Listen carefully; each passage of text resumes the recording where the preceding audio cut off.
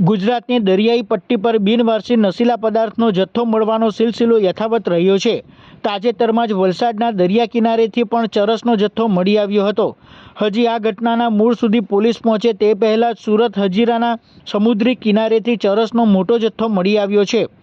Surat SOG પોલીસની team 15મી ઓગસ્ટને લઈને સુરક્ષા વ્યવસ્થા જળવાઈ રહે તે માટે પેટ્રોલિંગમાં હતી। તે દરમિયાન પોલીસને સફળતા મળી હતી અને હજીરાના દરિયા કિનારેથી બિનવારસી ચરસનો જથ્થો મળી આવ્યો હતો।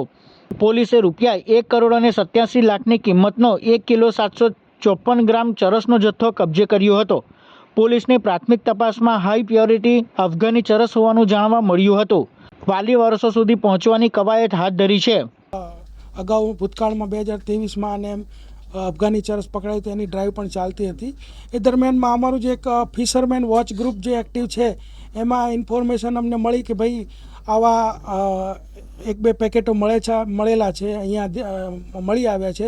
તો હજીરા મરીન અને એસઓજી બંને ત્યાં સર્ચ કરતાં અમને 3 કિલો અને 754 ગ્રામ અફઘાની ચરસ જેની કિંમત ઇન્ટરનેશનલ ભાવ મુજબ 1,87,70,000 રૂપિયા થાય છે।